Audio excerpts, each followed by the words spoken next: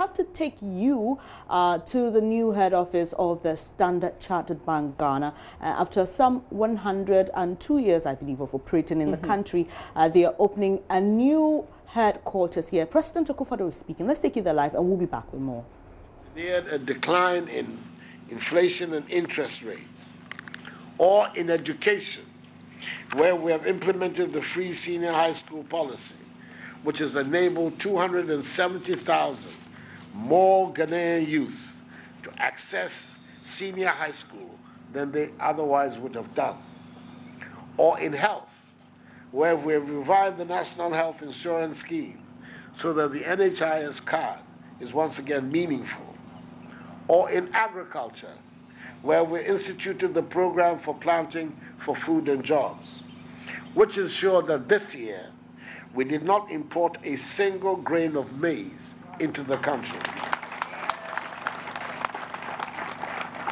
Or in bringing relief to the Ghanaian people and spurring our business and industry through significant reductions of utility tariffs, contrary to the experience of the previous 8 years, which had witnessed only systematic increases in utility tariffs. Our time in office has been inspiring, has impacted positively on the life of every Ghanaian and in every part of the country. In spite of these modest successes, you will acknowledge that if you who are gathered in this room do not perform creditably in the next 2 years, then our best efforts will come to naught. A conference such as this is thus of the utmost necessity, and that is why I'm here.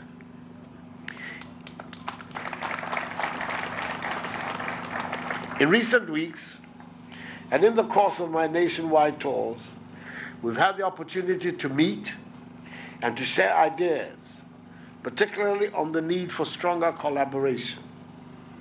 I propose the concept of assemblies without borders to you and indicated to you that effective partnership between metropolitan and municipal assemblies, which are in close proximity to each other and located in one functional geographical area, represent the best way in dealing with issues such as sanitation, transportation, disaster management, and security, amongst others.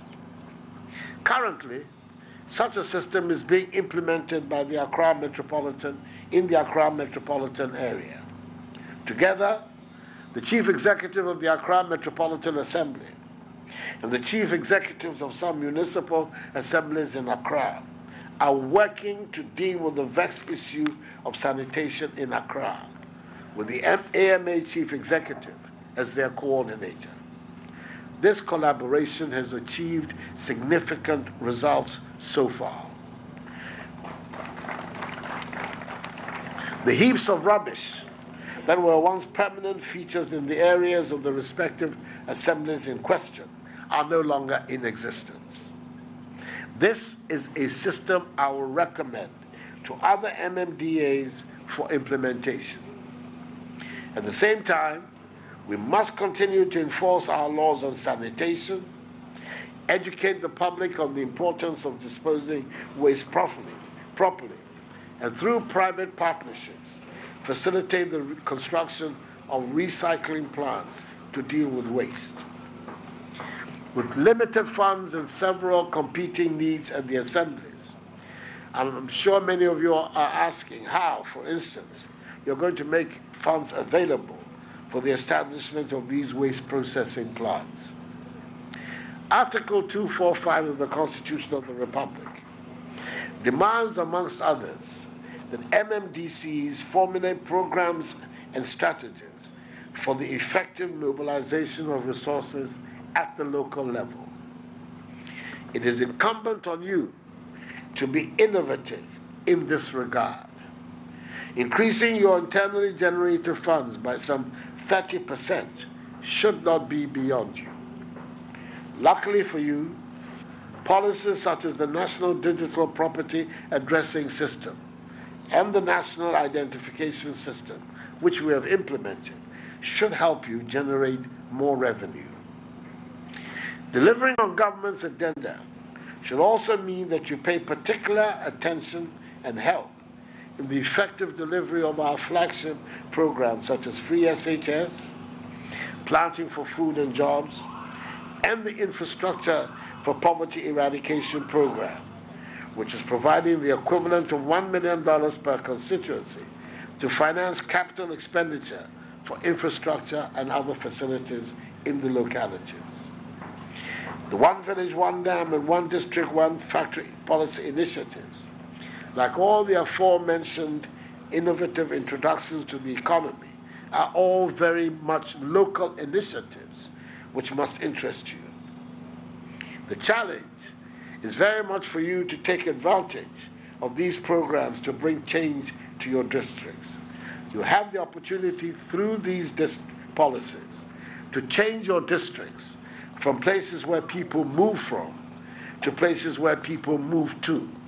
And I entreat you to help ensure the effective implementation and the sustainability of these flagship programs in your districts, municipalities, and metropolises. If you are successful in this, government's program of improving the structure of our governance system and bringing full democracy to local government, which is currently on course, should not intimidate you. As you may be aware, we have scheduled a referendum to remove the entrenched clause of Article 55 of the Constitution to permit direct popular election of metropolitan, municipal, and district chief executives to coincide, for reasons of cost, with next year's district assembly elections. We are also in the midst of the process of regional reorganization to accommodate popular demand for the creation of new regions to bring governance closer to the doorsteps of the people. The Broby Commission has completed and submitted its work together with their recommendations. Before the end of this year, the Electoral Commission will conduct the relevant referenda to solicit the popular verdicts of the affected peoples. If the people of Ghana endorse our request to make governance at the local level more democratic, you should brace yourselves to face the electorate directly to account for your stewardship and justify your positions as the chief executive of the metropolis, municipality, or district. I believe your performances in office should put you in good stead. Thus far, let me commend you on the good relationship many of you have with members of parliament and constituency executives from our party, the New Patriotic Party. And let me encourage those of you who are having strained relations with your MPs and or constituency executives to redouble your efforts at harmony.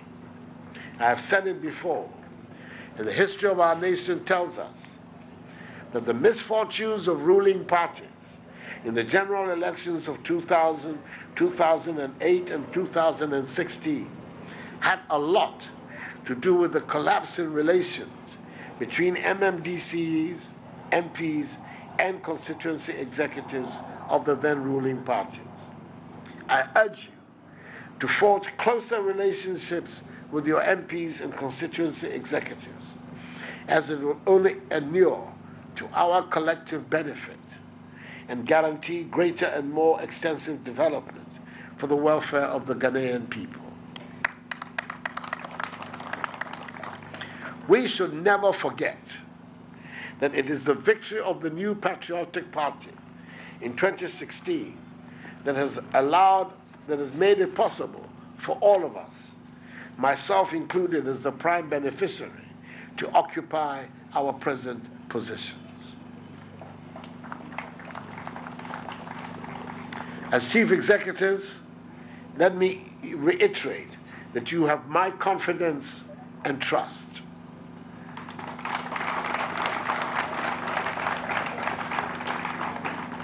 The people of Ghana have put their hopes in us. We dare not betray their trust. This is a sacred opportunity, and I ask you to join me to make this nation the happy and prosperous place it should be. I wish you a successful program and traveling mercies back to your localities at the end of this conference. May God bless us all in our homeland, Ghana, and make her great and strong. Thank you for your attention. And I'll be back this evening to interact with you. I have to rush off somewhere, but I'm due back this evening around about 6, so we can have a closer interaction. Thank you very much.